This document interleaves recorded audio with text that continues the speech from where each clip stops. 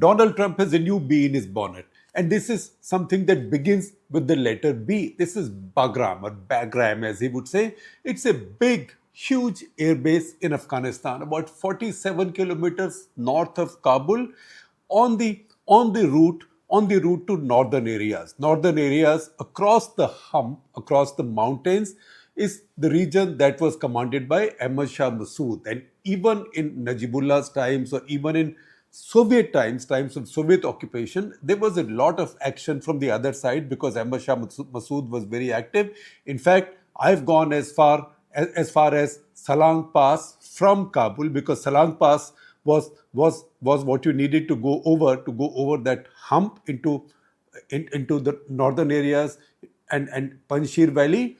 This is an airbase en route. It's en route. It's 47 kilometers from Kabul, say 70 kilometers south of Salang Pass. That's why very critically located. However, the even more important thing is that in all of Afghanistan, this was the biggest airbase, one of the biggest air bases in the entire subcontinent. So that is saying a lot. India, Pakistan have big air bases. This was very big because you know what? This was built with Soviet characteristics. Why?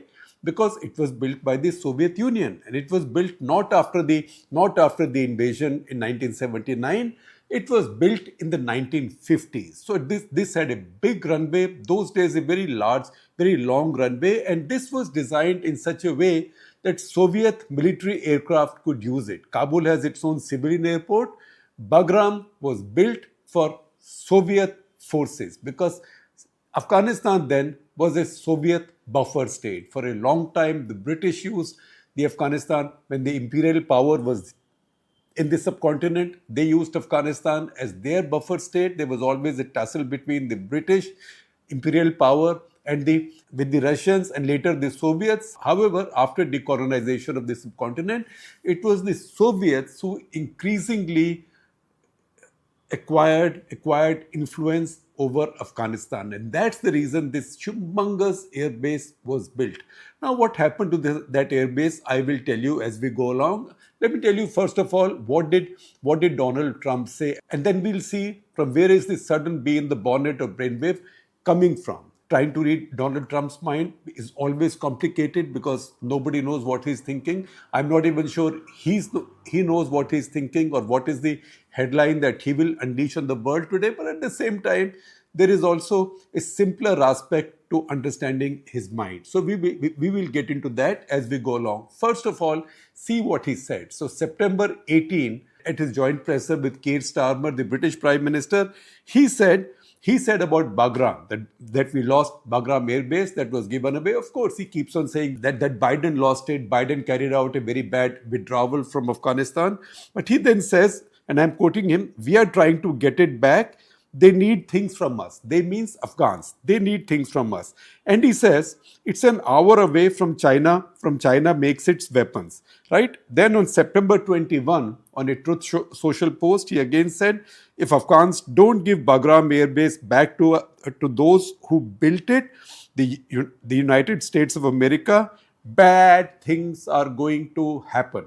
Those last 6 words are written in all capital letters. That's why I spoke those out. I read those out so slowly. That is typical of Trump, where he wants you to understand what is coming after. Then he puts that in capital letters. So once again, if Afghanistan doesn't give Bagram Air Base back to those who built it, the United States of America, bad things are going to happen. And then it's signed DJT, Donald J. Trump. Now the fact is, when you talk about Donald Trump, you have to also carry out fact checks as you go along. So first of all, this base was not built by the Americans. Most certainly not. It was also not built 25 years back. This base was built almost 75 years back. And it was built by the Soviets, not by the Americans. Second, in the agreements that the Americans signed with the Taliban, for withdrawing their forces, and those agreements, the Doha agreements, were almost entirely finalized while Trump was still president. In fact, bulk of the US forces had already withdrawn, and Trump had said in November 2020, that is before he lost power, he had said that all American troops will be back before Christmas. That didn't happen. A few thousand were left behind, but he had said they'll all be back before Christmas. And in the Doha Accords, there is no mention of any American presence remaining in Afghanistan, least of all about them holding an airbase there. So once again, he can now blame Joe Biden, but the fact is that Doha Accords were all negotiated and finalized under his watch. And there was no deal about the Americans keeping any bit of Afghan real estate with them. Americans just wanted out. And there was no talk of keeping the Bagram air base. But Donald Trump, you don't confuse him with any rendering of the history except his own, because he goes along with his own revisionist history as it suits him. It might have made headlines now because Keir Starmer was there and it was a big event. But Bagram is something that Donald Trump talked about even in his first cabinet meeting after his inauguration, or after his swearing in, as we would say in India. On Feb 26, at his first cabinet meeting after his inauguration, he said that we can get Bagram back. He didn't exactly say that he wanted to take Bagram, but he said, he was asked a question and he said we never wanted to give it back. He merely said we never wanted to give it back, and then of course he said that since America is paying billions of dollars to Afghans, they can make a deal. He also said that we give them billions of dollars, right? Billions of dollars to Taliban, I don't know. Maybe the Americans were holding on to some of the Taliban money. All that is a very cluttered story. I can't go into that. But we know that for quite some time now, Americans are not giving the Taliban a lot of money. They're giving them some money almost on a weekly basis.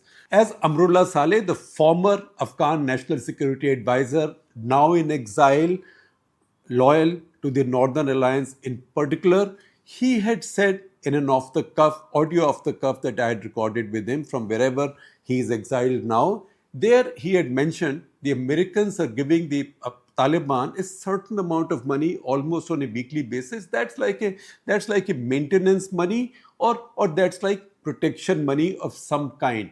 Despite that, however, the Taliban are holding American prisoners or American hostages. So that money is in millions, maybe if you add it up over several weeks, it will be a few tens of millions, but billions, no. Afghan system, the Taliban government can't even absorb billions of dollars of money. So that's not being given to them. After the same cabinet meeting, he had said that since we are giving them billions of dollars of money, maybe we can get our equipment back. I'm discussing it with Pete. Pete means Pete Hegseth, the US Secretary of War, Pete Hegseth. So the Americans, when they withdrew from Afghanistan, Americans don't believe in taking their equipment away. They just fly away from a place they are abandoning and leave loads and loads of equipment behind. In fact, we recently saw this big parade in Beijing celebrating China's role in ending the Second World War, China's victory over Japanese power in the Second World War. And the Americans were then heavily reminding the Chinese that they should have thanked America. Donald Trump wrote long Truth Social posts on that. Please see them on your screen. That brave American soldiers made a great contribution, and China should have also thanked them, or should also be acknowledging their contribution. Much of that contribution towards the Chinese effort against the Japanese on land was made from Indian soil, from Assam. Americans had set up, in fact, a massive air bridge operation where they were flying big transport aircraft from Assam's air bases, which were expanded for that purpose, and they were going over the hump and dropping or delivering supplies to the Chinese. In fact, even from there, after the war, when the Americans left, they left a lot of equipment behind. And then you found that lots of businessmen from elsewhere in India, many Marwadi families, they landed up there and picked up that stuff as junk, and then became multimillionaires just by selling that junk. In fact, I have also seen at one of those air bases old Super Constellation bomber aircraft left behind by the Americans. Many of the prominent Marwadi business families now in the Northeast, particularly Assam, owe their riches to what the Americans had left behind. So Americans tend to leave things behind.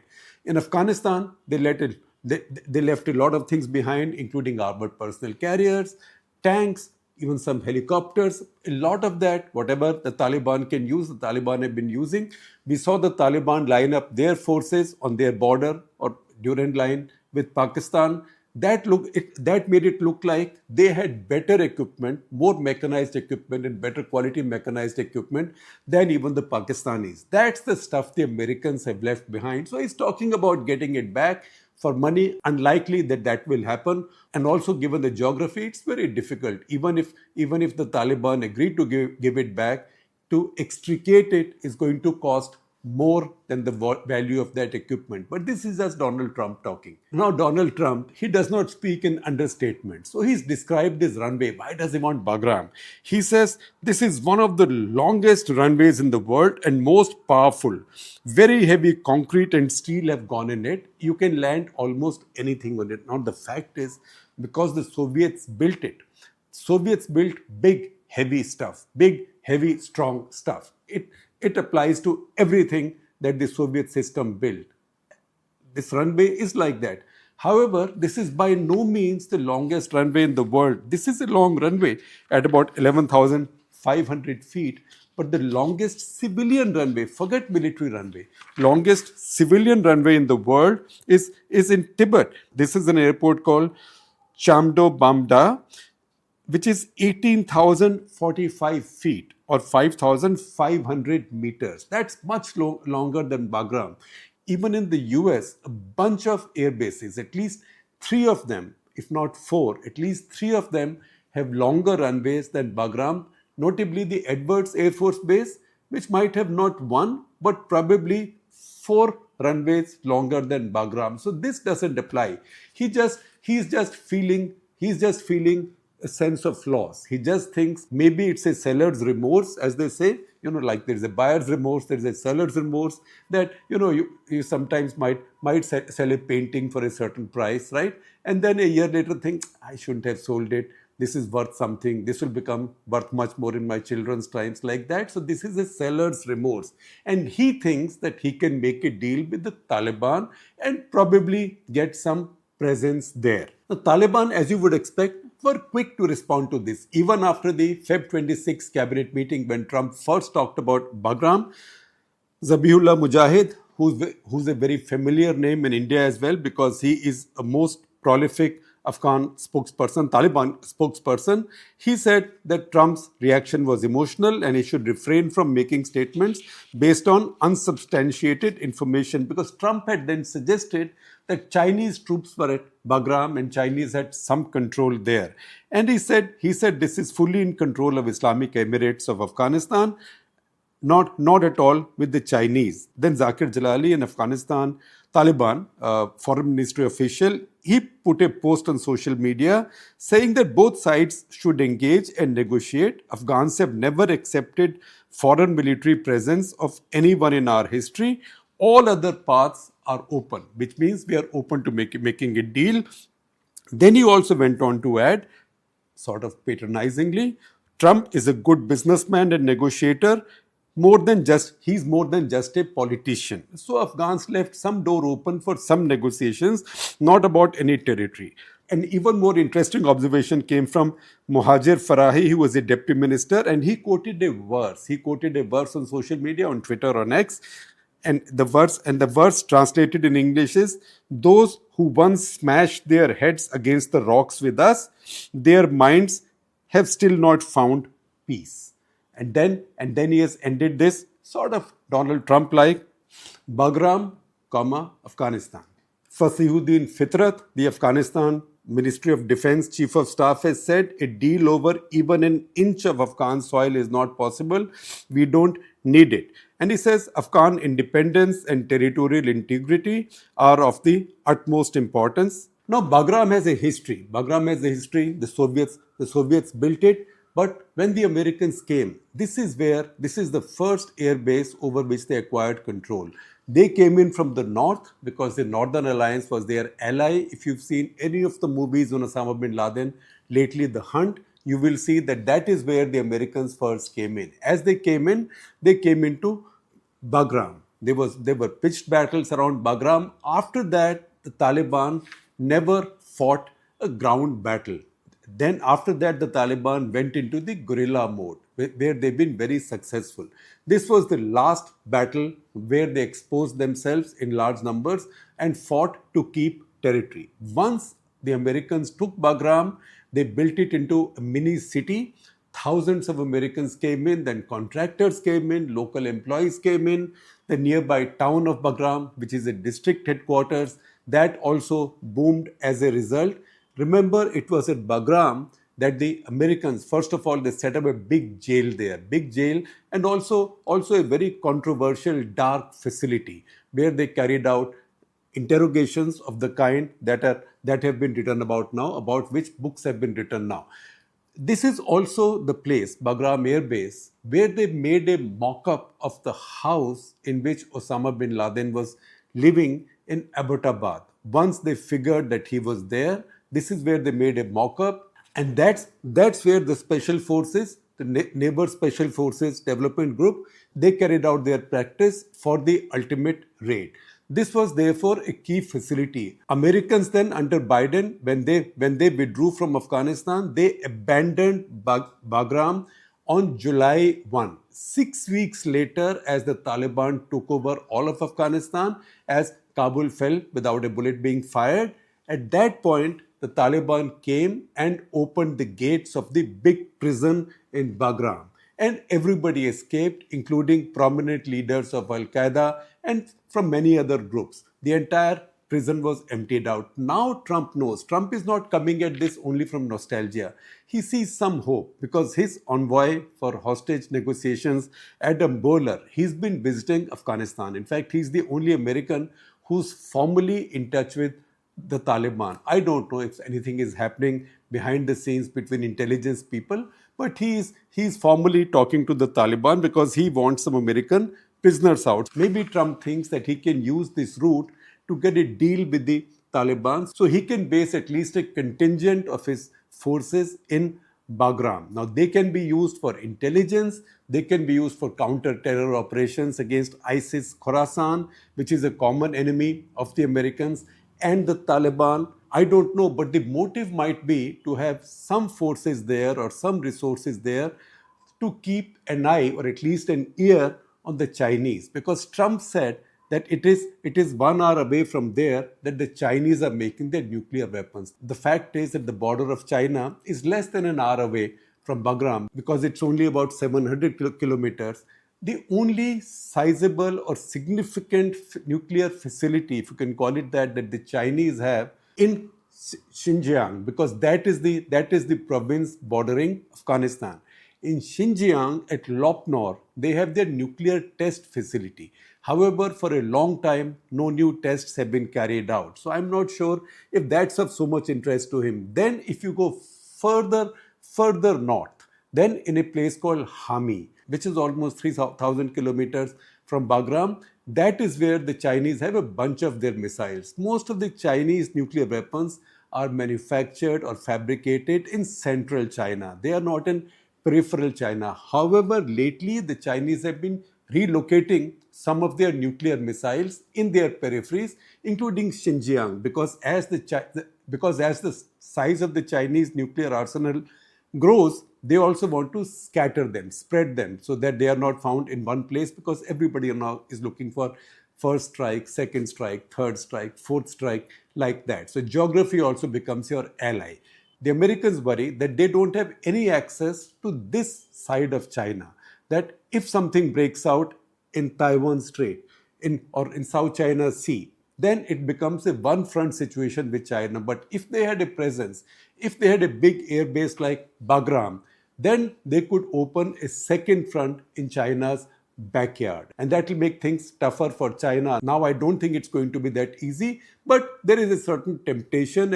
And much as Donald Trump keeps talking about withdrawing from the world and focusing on homeland security, the Cold War instinct always keeps coming back. That might be a little bit of nostalgia here. I have a quote from Dennis Wilder, who's a former CIA officer dealing with China. He's now at Washington's Georgetown University, who also makes the same point. He says, look, Lopnor, the Chinese test site, is about 2,000 kilometers away.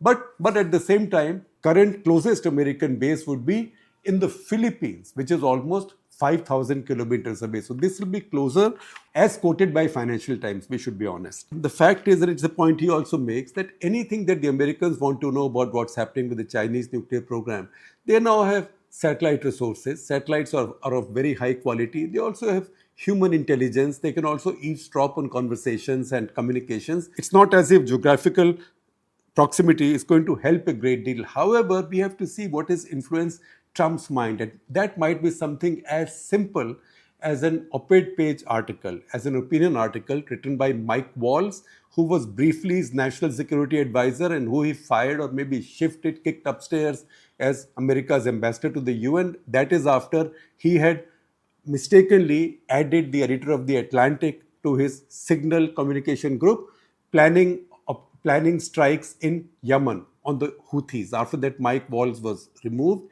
In May 2021, Mike Waltz had written an article for Military Times, and that article was titled, Why Afghanistan is Critical to the Struggle Against China, Iran, Russia. And I quote, Bagram airfield remains our sole strategic key terrain in the backyard of 3 of our 4 competitors, Russia, Iran, China.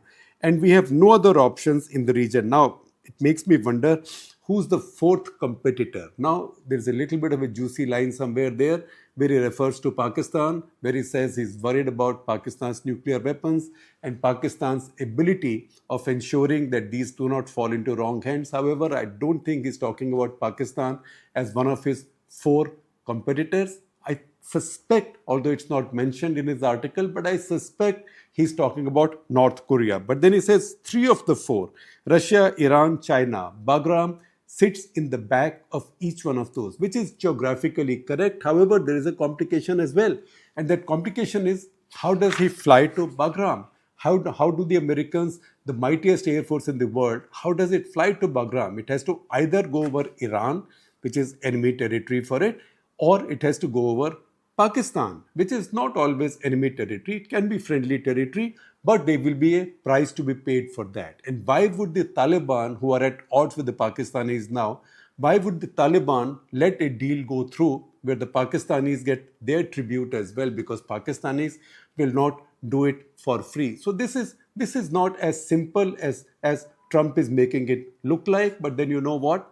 Trump talked about taking Greenland. He talked about taking the Panama Canal. He talked about making Canada his 51st state.